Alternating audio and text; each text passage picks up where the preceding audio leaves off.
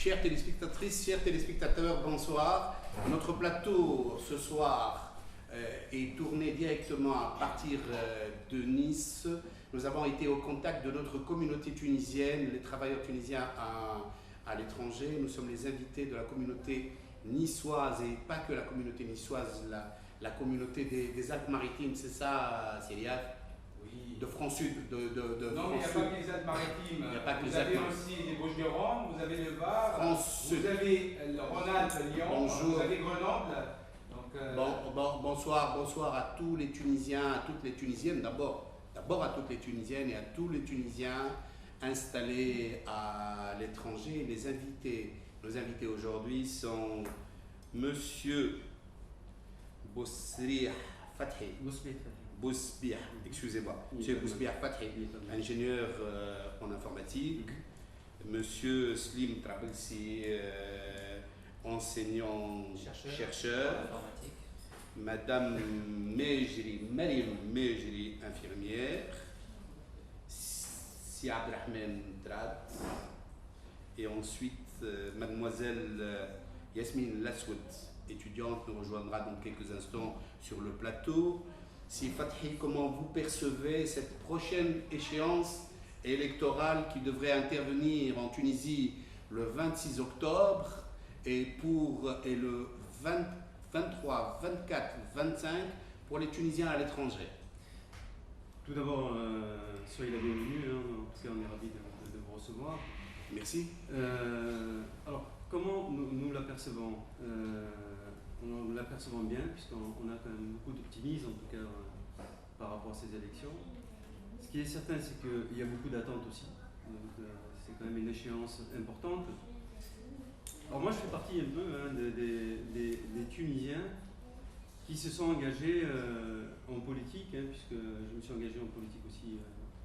Alors, c'est vrai qu'on a parlé beaucoup de Tunisiens, mais j'aimerais qu'on parle aussi des Tunisiens français, puisque la chance qu'on a nous aussi en France, c'est qu'on a la double culture.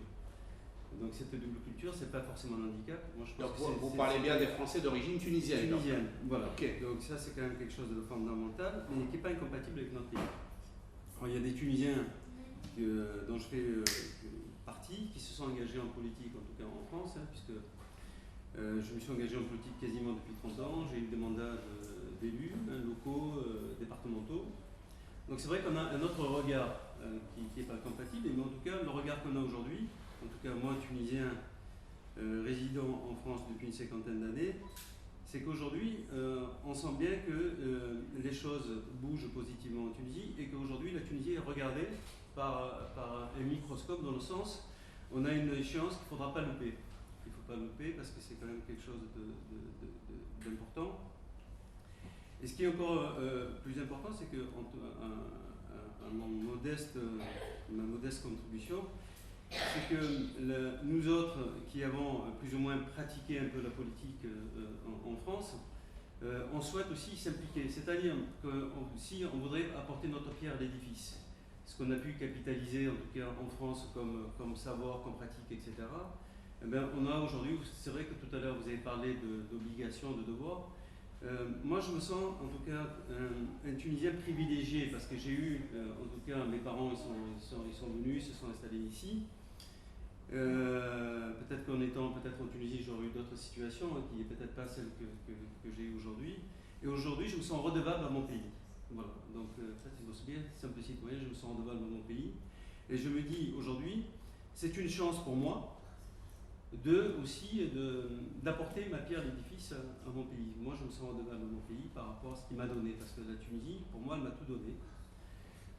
La France aussi, elle m'a donné. Et aujourd'hui, effectivement, comme mon ami parlait, de faire cette passerelle, on veut faire une passerelle, mais pas virtuelle, parce que le défaut qu'on a, nous, puisque mon collègue qui est chercheur informaticien, on est cartésien. Donc, ce qu'on veut, c'est véritablement quelque chose de durable. On ne veut pas simplement contribuer parce qu'il y a beaucoup de choses qui ont été soulevées, par l'opportunisme, par l'aspect, on va dire, financier ou autre. La politique, c'est pas forcément ça. La politique, c'est la noblesse, en tout cas, de la politique. C'est un engagement, c'est une vocation. On s'engage pour le pays, on ne s'engage pas pour soi-même. en tout cas l'équipe avec laquelle moi j'adhère, c'est ça. La politique, c'est une culture. C'est un engagement en faveur de la cité au sens le plus noble du terme. Le plus noble du terme. À la base. Voilà, il ne faut pas qu'on le prenne comme une opportunité aujourd'hui pour pouvoir exister. Je trouve qu'aujourd'hui, il faut qu'on ait une autre démarche. C'est qu'aujourd'hui, on doit construire la Tunisie de demain. Monsieur Bossé, excusez-moi, je sais que vous avez d'autres engagements et que vous devriez assez rapidement quitter le plateau, mais j'en profite pour vous poser une question qui pourrait être assez gênante pour vous, franco-tunisiens. Comment vous percevez l'arrivée de futurs candidats aux élections présidentielles tunisiennes sur le territoire français? Comment? On parle bien, je vous dis, on parle de manière concrète, on parle de la visite de M. Béji Caïd Sebsi, candidat aux élections présidentielles tunisiennes, d'une visite pour le 11 octobre. Est-ce que vous pensez que cette visite ne risque pas d'indisposer certains milieux politiques français? Vous avez raison de le spécifier. Moi, j'analyserai deux choses en tant que culture un peu politique. Je crois qu'il faut dissocier deux choses. Il faut dissocier les élections législatives. Il ne faut pas se tromper d'élection. On n'est pas dans une élection présidentielle, on est dans une élection législative. Ça veut dire effectivement, c'est la famille politique qui doit pouvoir s'exprimer. Ça veut dire qu'aujourd'hui, la famille politique, il n'y a pas une rupture avec Monsieur Béji Caïd Sebsi, c'est le candidat pour les futures présidentielles. Aujourd'hui, je trouve que la priorité, c'est de valoriser des équipes qui, eux, interviennent, des équipes de proximité en tout cas, ceux qui sont engagés politiquement parlant. Je trouve aussi la démarche, elle peut être louable, mais est-ce qu'aujourd'hui, notre ami, notre président en tout cas, Hollande, est-ce qu'il est parti soutenir des candidats je crois qu'ils sont. Parce qu'il y a des candidats qui nous représentent aussi les Français de l'étranger. On ne peut pas faire cette démarche-là. Je trouve qu'aujourd'hui. Monsieur Bousselir, moi, avec des amis politiques français hier, on m'a dit qu'en tant que tel, la visite de Béji Caïd Sebsi ne pose pas problème. Ce qui risquerait de poser problème, c'est l'arrivée d'autres chefs politiques tunisiens appartenant à d'autres bords, ce qui pourrait créer d'abord un problème. Une difficulté pour certains partis politiques français ici, mais ça risque de créer aussi un fâcheux précédent par rapport à d'autres nationalités. Imaginez que demain, des candidats aux élections en Syrie viendraient faire campagne par rapport aux quelques milliers de Syriens qui se trouveraient en France. Ça risque quelque part. Et hier, un ami de la droite, le président de la droite française, disait ça risque de faire des ordres en France, et c'est pour cela que certains partis politiques pas font campagne, mais font pression pour que chaque pays fasse sa politique, je dirais, intramuros, et que ça ne déborde pas sur les pays, sur l'autre rive de la Méditerranée. Qu'est-ce que vous en pensez? Moi, je pense qu'on ne peut pas refuser, parce qu'on ne peut pas faire de la démocratie morcelée. Moi, je pense qu'aujourd'hui, on ne peut pas refuser aux uns ce qu'on accepte aux autres. Et effectivement, vous soulevez le véritable problème. Ça veut dire qu'aujourd'hui, si vous l'acceptez à l'un, il faut forcément ouvrir la porte aux autres. C'est ça la démocratie. Sinon, ce serait une démocratie sélective. Vous savez qu'au moins, il y a au moins un candidat aux élections, excusez-moi, au moins, je vous le dis, peut-être que vous ne le savez pas, il y a au moins un candidat aux élections présidentielles en Tunisie aujourd'hui qui prône le retour de la polygamie. Ça veut dire, vous, en tant qu'élu local français, est-ce que vous accepteriez qu'un candidat tunisien aux élections présidentielles vienne défendre le principe du rétablissement de la polygamie en France? C'est bien pour ça que je vous ai dit qu'il ne faut pas se tromper d'élection. Aujourd'hui, on parle d'élection, mais on ne parle jamais de projet politique. Moi, ce qui me gêne un peu dans tout ça, sincèrement, et ça commence à m'agacer parce qu'on personnalise la politique alors qu'on doit personnaliser le projet politique. Quel projet politique on porte aujourd'hui par rapport à la Tunisie? Moi, c'est ça sur lequel on doit débattre, sur lequel on doit échanger. Quelle est la vision qu'on veut donner à la Tunisie? Quelle est la feuille de route qu'on veut donner à la Tunisie? C'est tout ça qui, à mon sens, quel est le cap qu'on veut donner à la Tunisie? quelle est la visibilité, et la visibilité politique au sens noble du terme qu'on veut donner à la Tunisie. On a l'impression qu'on réduit la politique tunisienne à une certaine individualité ou une certaine élite, parce que vous l'avez soulevé tout à l'heure, le problème entre les avocats, entre ci, etc. Je crois que c'est ça qu'on doit parler. Aujourd'hui, on doit parler de projet politique. Comment on voit la Tunisie dans les 20 ans, dans les 30 ans à venir? Moi, c'est ça qui me paraît intéressant aujourd'hui. Quel est le positionnement sur l'échiquier international de la Tunisie? C'est toutes ces questions qui sont fondamentales aujourd'hui à la Tunisie. Parce que sinon, si on se réduit simplement, c'est qu'on n'a rien compris. Franchement, je vais peut-être choquer certains. C'est qu'aujourd'hui, il faut qu'on revienne à la noblesse de la politique. Ça ne sert à rien de parler de révolution, de jasmin, de ci, etc. C'est qu'on n'a rien compris à l'attente de la... Tout se construit, je le dis bien, puisque moi je suis acteur politique, tout se construit à travers la politique. À travers de cette cité, à travers cette noblesse de la politique. Elle ne se construit pas par comment vous expliquez ça, par les intentions des uns et des autres. Moi, j'aimerais qu'on arrive un peu au bon sens de la politique. J'aimerais qu'on nous parle du projet politique. Quel est le projet de chaque équipe? Monsieur Bouspien, excusez-moi, oui. vous avez répété à plusieurs reprises qu'il ne faut pas se tromper d'élection. D'échéance. Et que dans le cas présent, on parle bien d'élection législative et non d'élection présidentielle. Est-ce qu'en tant qu'élu local, vous n'avez pas été choqué en tant que Tunisien de savoir qu'à ce jour, personne ne parle d'élections municipales en Tunisie, alors que les élections municipales sont le fondement de l'exercice démocratique dans toutes ces sociétés qui prétendent à un début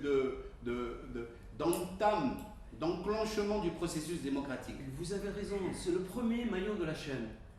Est-ce qu'il n'aurait pas fallu commencer l'exercice démocratique et cet apprentissage par l'exercice des élections municipales et de monter, je dirais, en vitesse jusqu'au moment où on serait arrivé au présidentiel, alors qu'aujourd'hui nous faisons bel et bien le contraire?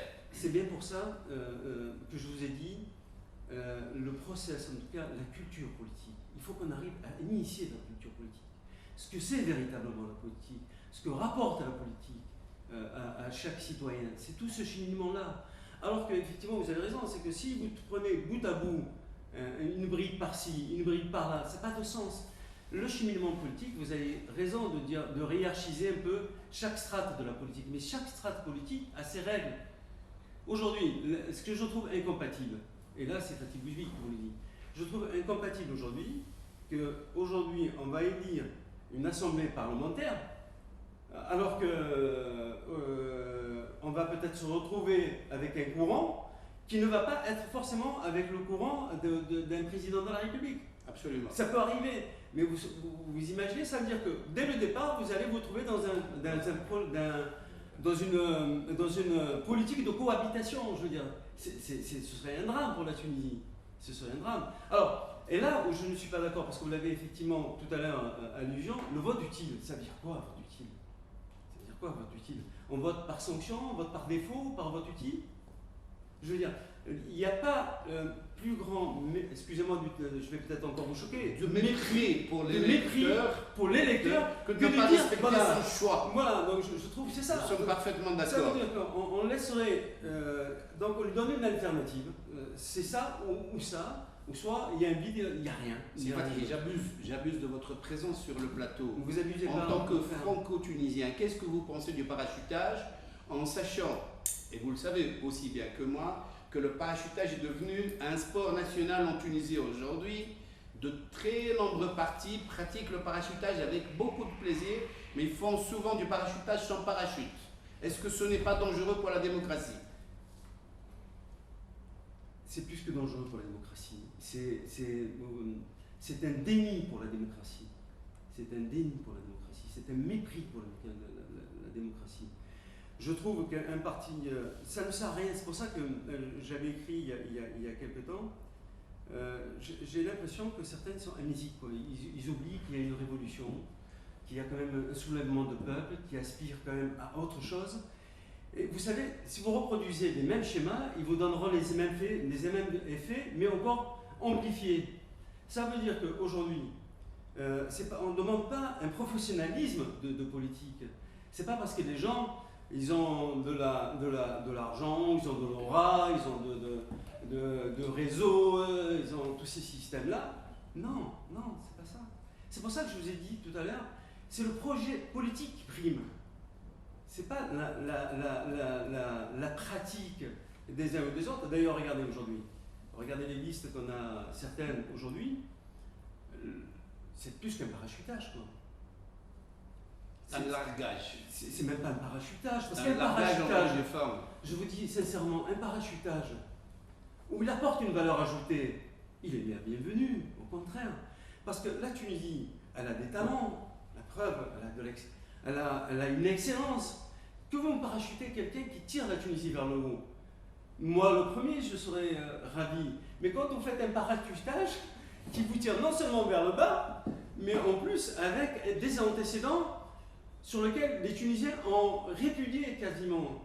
Là, c'est encore plus grave. Ça veut dire que là, c'est plus du parachutage. C'est vraiment le mépris le plus total.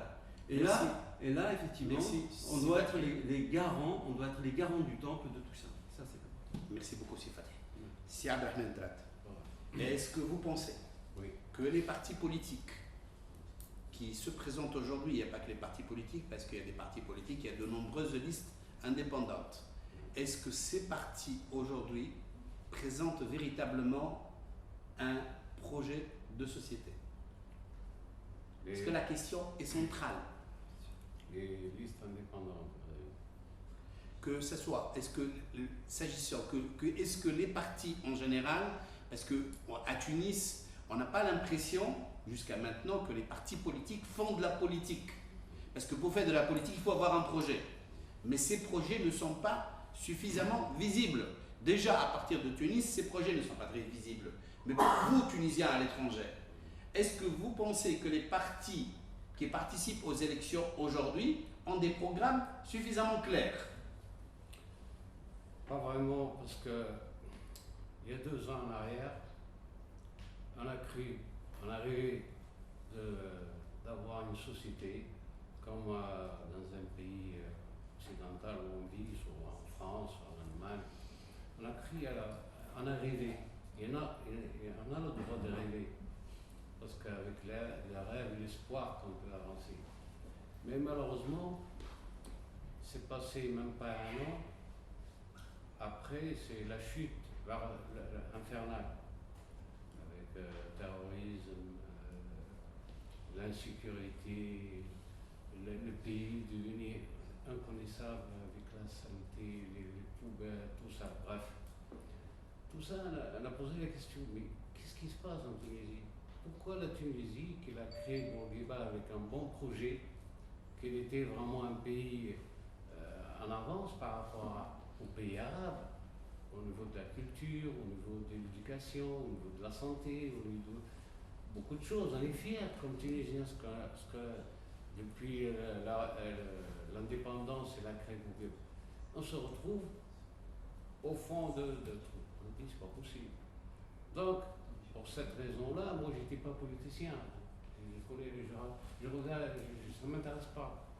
Donc, comme associatif, comme un Tunisien, avec le cœur, avec les tripes, on a dit on va aider notre pays pour le lever.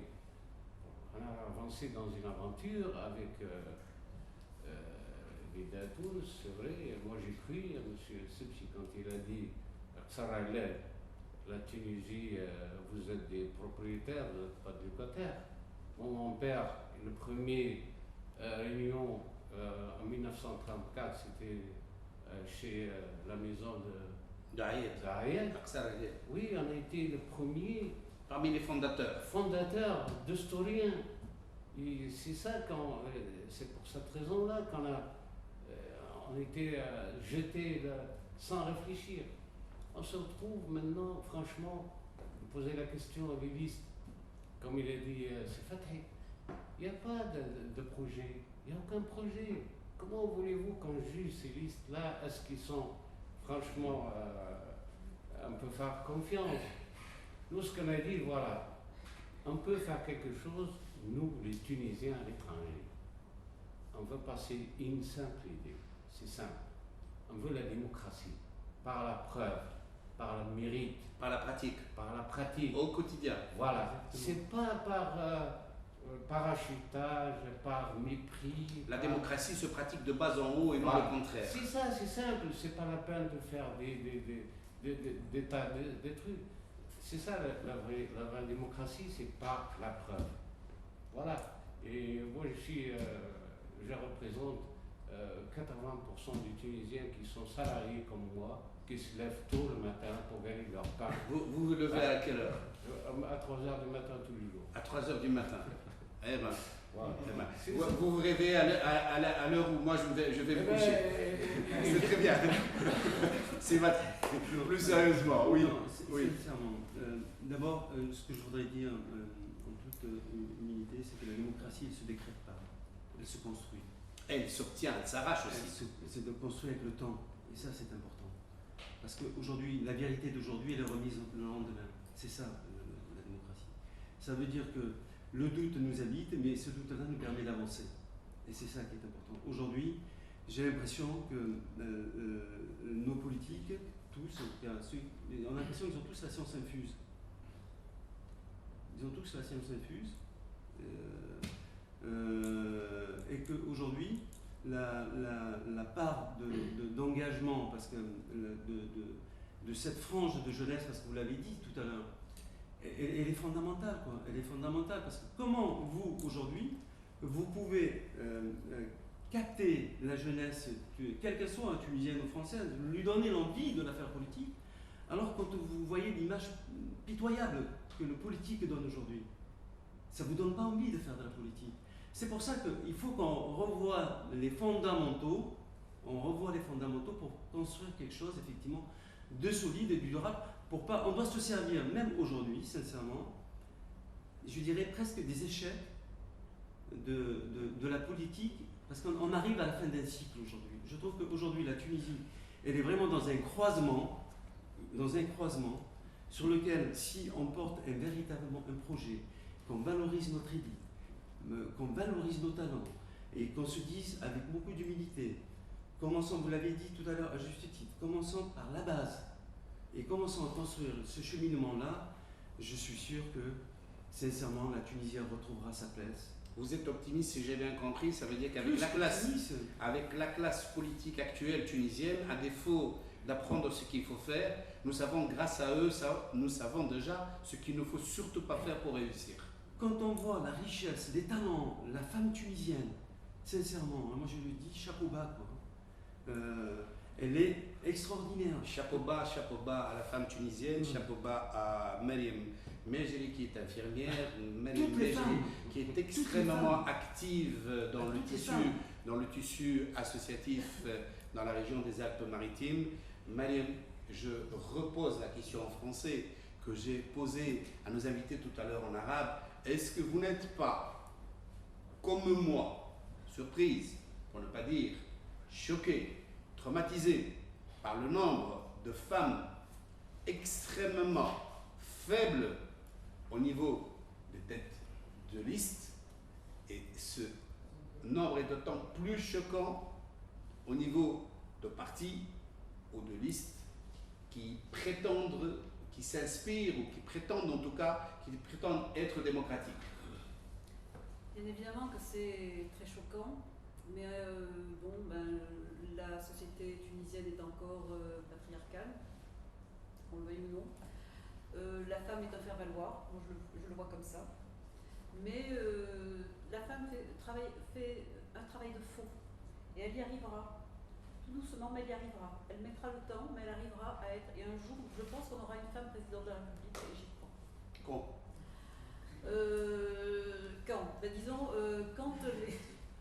quand la démocratie sera véritablement installée, parce que pour le moment, ce n'est qu'une utopie, pour moi. Ce qui s'est passé après cette fameuse révolution, dont, pour moi, l'ensemble des Tunisiens, on était parti avec un rêve, effectivement, depuis au départ. On s'est imaginé qu'on allait vivre allait vivre donc comme en Occident, avec nos libertés, notre liberté de penser, notre liberté de culte, enfin bon, notre liberté de s'habiller comme on veut, notre liberté de parler, voilà. Et en fait, ce qui s'est passé aux élections donc de l'ANC, d'Assemblée constituante, eh bien il y a eu la grande surprise, nous avons eu les islamistes au pouvoir. Ça a été le grand choc.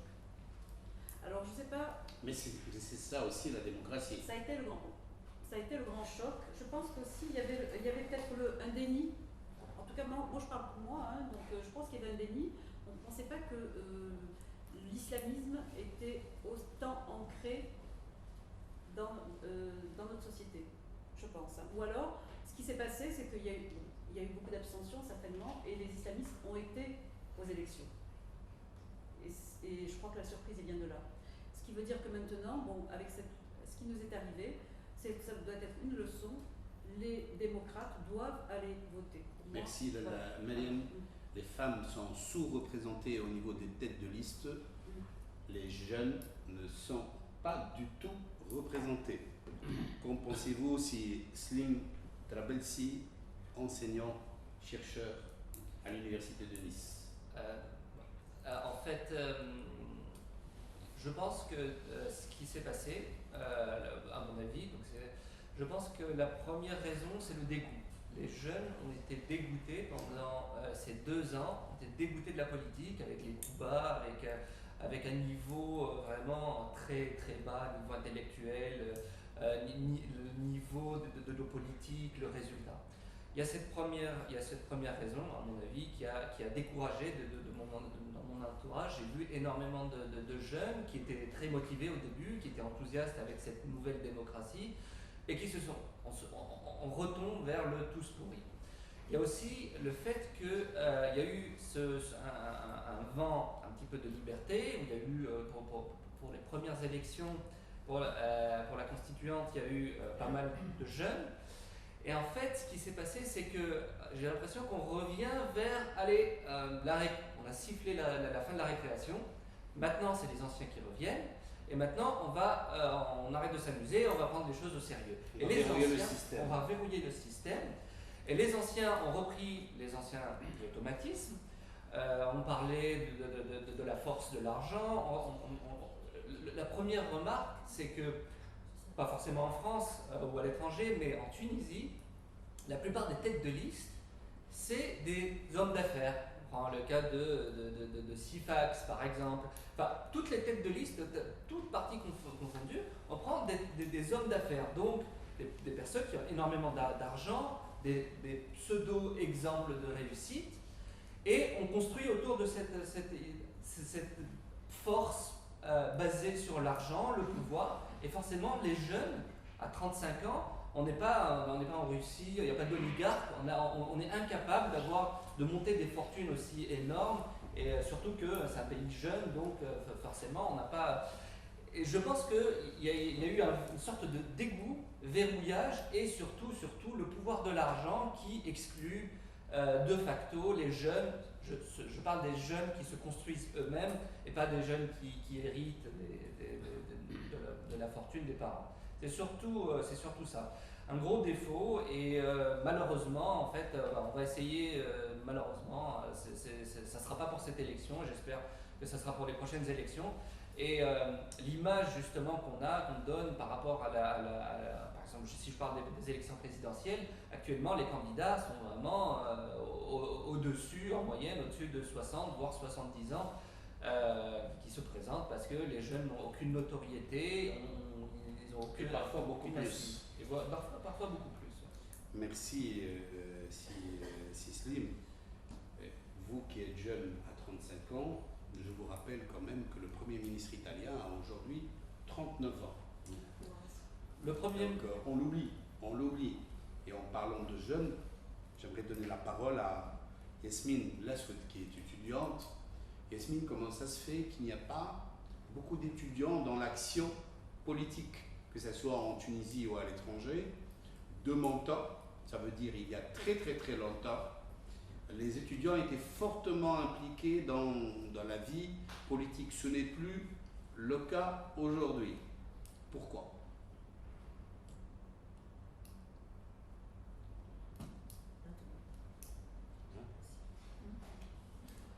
Tu ne sais pas, tu ne sais pas. Tu n'as pas une petite idée, tu ne sais pas pourquoi les jeunes ne s'intéressent pas à la politique aujourd'hui. Est-ce que toi, tu t'intéresses à la politique? Je m'intéresse de moins en moins, comme M. le disait. On ne donne pas envie. Au début, on avait une lueur d'espoir avec la révolution et tout. On s'est dit peut-être qu'on va pouvoir rendre meilleure notre Tunisie. Mais au final, plus les années passent, plus on s'y intéresse moins. Vous vivez à Nice. Est-ce que vous vous sentez concerné par la chose publique en Tunisie? Est-ce que vous vous considérez toujours comme tunisienne ou aujourd'hui vous vous sentez plus française que tunisienne? Oui, mais je me sens délaissée par la Tunisie. Parce que j'ai aucun avenir là-bas. Et par exemple, mes études, j'aimerais bien les faire dans un pays étranger que la France. Est-ce que la Tunisie peut m'offrir quelque chose? Est-ce qu'il y a quelque chose pour moi là-bas en Tunisie pour faire mon avenir? Et plus le temps passe, plus je me dis que c'est un pays qui est différent de ma pensée en fait. De notre mentalité que nous ici on est tunisiens étrangers. Donc vous vous sentez un petit peu détaché par rapport à tout ce qui se passe en Tunisie. Est-ce que c'est le cas de la plupart de vos collègues, de vos camarades de classe en général? Oui. De plus en plus on se dit, ici en fait on est étranger parce qu'ici on est tunisien. Oui. Et en France, et en Tunisie on est français. Donc dans chacun des deux pays on est étranger. Oui, mais c'est une façon de voir les choses. On peut considérer aussi que c'est une richesse. Parce que, parce que le fait d'être tunisien et français à la fois, il n'y a pas de contradiction majeure, parce qu'on a bien un papa et une maman, et les deux pays peuvent être les deux géniteurs à la fois. Il n'y a pas d'opposition fondamentale. Un autre jeune dans le public qui souhaite prendre la parole, vous vous présentez? Oui. Oui, allez-y, mais parlez fort. Je suis Mourad Essayé, je suis étudiant au lycée Guillaume Apollinaire et justement pour répondre justement à votre question, de plus en plus les jeunes se désintéressent de la politique tout simplement parce que, comme l'a si bien dit mademoiselle, c'est que l'avenir en Tunisie, on ne le voit pas vraiment. C'est-à-dire, nous sommes nés en France, nous avons fait nos études en France, moi je compte faire mes études à Paris, et puis que propose la Tunisie pour ces jeunes expatriés, parce que nous sommes tunisiens et français.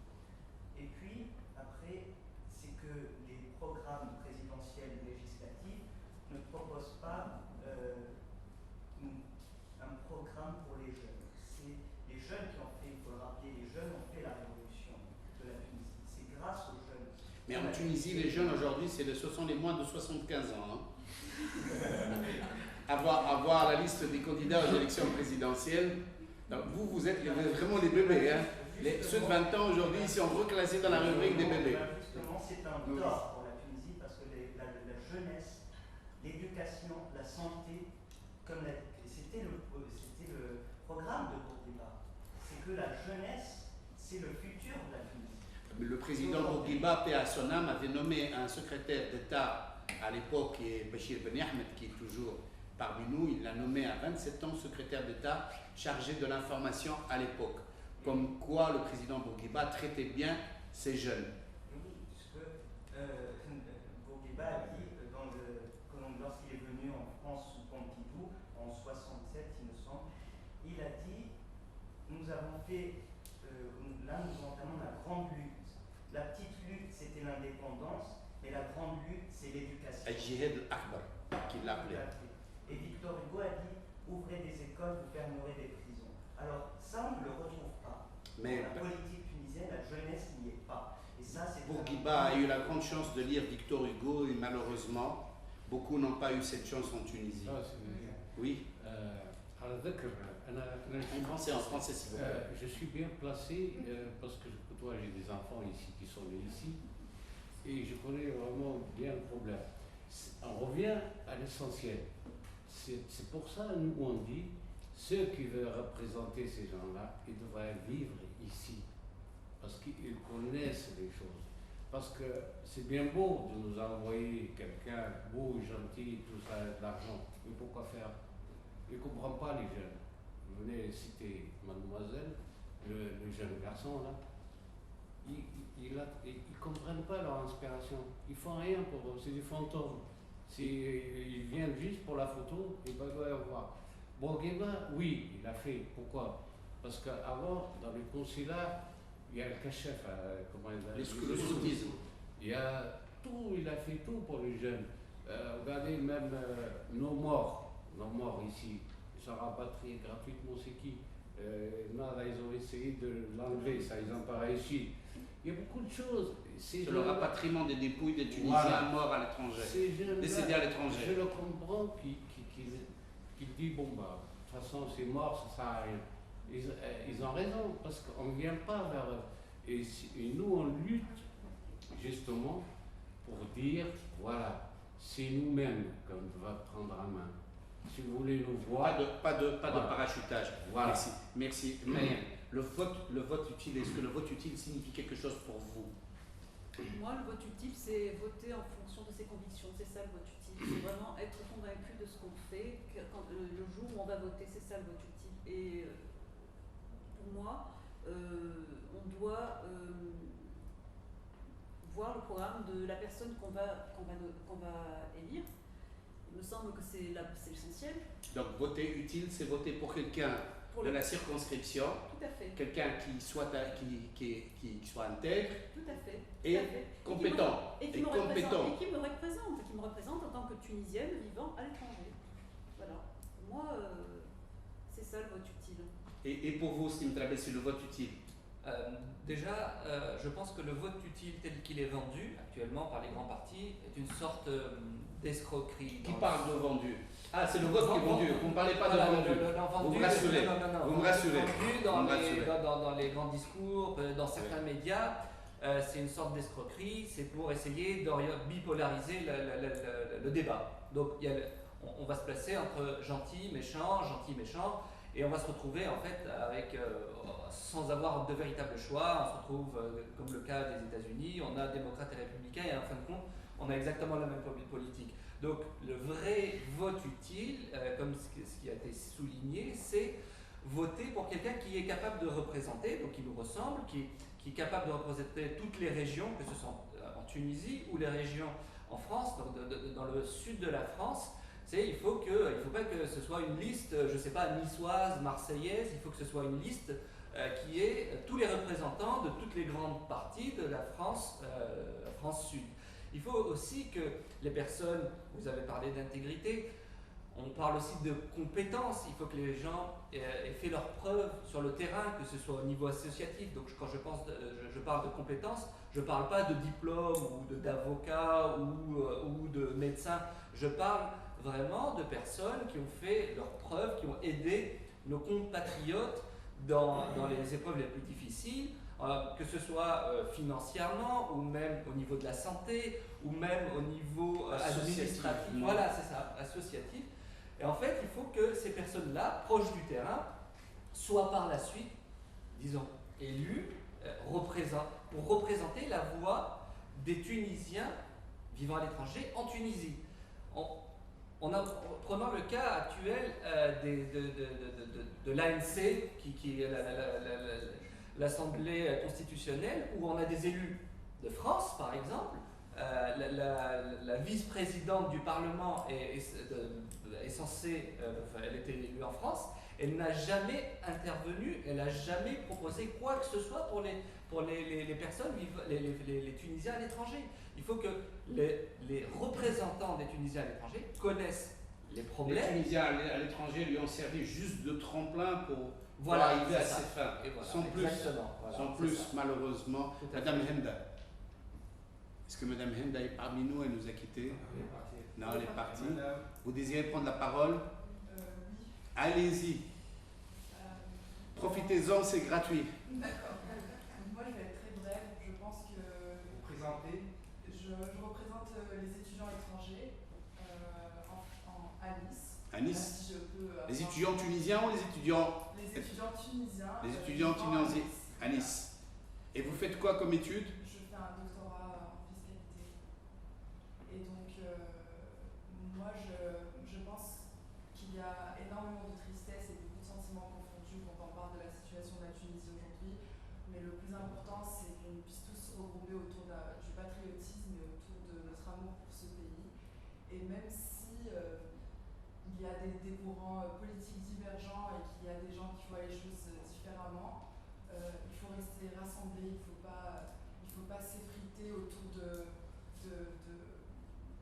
différences idéologiques ou politiques, quelles qu'elles soient, parce que le plus important aujourd'hui, c'est de redresser l'économie tunisienne, c'est de participer à l'essor du tourisme, que c'est 45% que représente le tourisme aujourd'hui en Tunisie, de touristes qui doivent revenir en Tunisie, à retrouver la joie de visiter la Tunisie, et qu'on puisse élire des gens par rapport à leur programme politique et non par rapport à leur personne. Ce serait très important. Et il y a une très très belle expression que j'aime beaucoup qui dit que, enfin c'est un grand penseur qui dit ça, c'est même si je hais ce que vous pensez, je me battrai toujours pour que vous puissiez l'exprimer. Et je pense que nous avons gagné beaucoup en liberté d'expression. Et il faut voir la moitié du verre pleine et il faut rester optimiste. Et je pense que votre présence à Tout-Cécile en témoigne bien. Et voilà. Mais écoutez, vous avez tellement bien conclu que nous allons conclure cette émission sur votre conclusion. Merci, merci mademoiselle. Merci Yasmine Lassoud, étudiante. Merci si Abdelrahman Trad, qui représente les salariés tunisiens dans cette émission. Merci Slim Trabelsi et enfin la grande agitatrice dans le secteur de l'associatif à Nice, Mariam El-Mejri. Merci à vous, chers téléspectateurs, et à très bientôt sur El Hiwar Tounsi. Excellente soirée. Merci.